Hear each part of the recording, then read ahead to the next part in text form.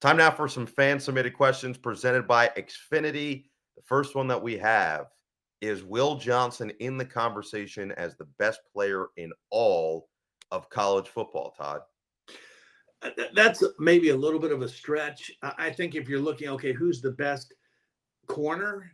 Definitely in that conversation. Who's the best defensive player? Definitely in that conversation. But, you know, and a lot of people want to draw comparisons with him and Charles Woodson, which I get. You know, they both wear the same number. They've got a relationship. They play corner the same way, similar physically, the way they're built.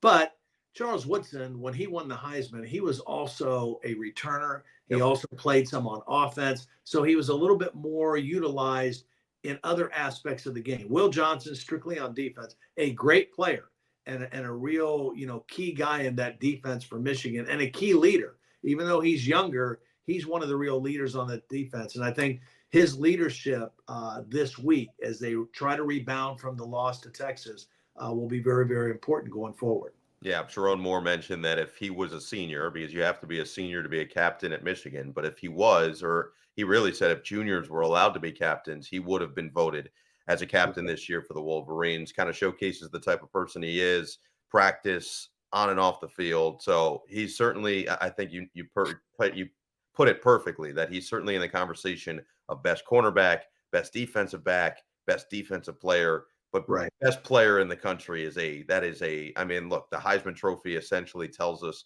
not necessarily the best player, but close to it, right? The most valuable Right. player and someone who's the most impactful player to his team. And yeah. Well, and the other thing is, if you're a corner, which he is, you can go away from him as an offense, right? I mean, you can decide we're not going to mess around with him. Now, when we watched Fresno State the first week, they went after him a couple times, But who got the pick six at the end of the game when you tried to pick on him a little bit too much? He returns it for a touchdown. So you can kind of take a corner out of the game a little bit by just going away and going to the other side. It's a little tougher to be the best player all around when a team can do that. So you know what's interesting? I just saw Bill Belichick talking about this, what he did when he had Darrelle Revis, and I wonder if more teams will start to deploy a similar strategy. But his whole mentality was he's going to put Darrelle Revis, who can shut down basically anybody, especially in his prime, on the number 2 receiver of the opposing team and double the number 1 guy. So you're essentially taking away the second option with one guy and taking away the first option with 2. I thought that was brilliant.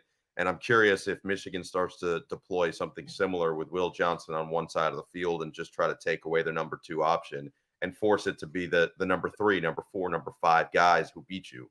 Yeah. That's it is interesting. And, Michigan's defensive coordinator now, Wink Martindale, came from the NFL after 20 years. So I wouldn't be surprised to see him do some creative things with Will Johnson. Yeah. All right. Second question. How you already answered this to a certain degree, but we can expand. And I do really like that SEC point you made about playing at a noon kickoff. But how can Wisconsin pull off the upset against Alabama? Well, they've got to start fast. They can't come out stumbling around, penalties, false starts, those kind of things. They got to play a clean game. They got to take care of the football. They can't be on the negative side of the turnover margin when this game is over. And then that really puts a lot on Tyler Van Dyke to take care of the ball, to deliver the football, make plays offensively, give that offense balance. And then on the other side, they've got to contain Jalen Milroe. He's going to make plays. He's a dynamic playmaker, but you are better off if you can keep him in the pocket and make him beat you consistently by throwing the ball out of the pocket. And so I definitely think Wisconsin has a legitimate shot in this game if they do those things. And if their fans are legitimately engaged, which we know they will be, and they're legitimately jumping around, and whoever's calling that game is jumping around, and maybe their spotter is doing the same thing and rubbing up on their shoulders. Who knows what's going to happen? But you can submit your fan questions using the hashtag Big Talk. We can do that every week, and we will answer whatever you got. And can you imagine if they do pull the win, how many beer and brats will be consumed the rest of the evening? It will be it'll be quite the scene.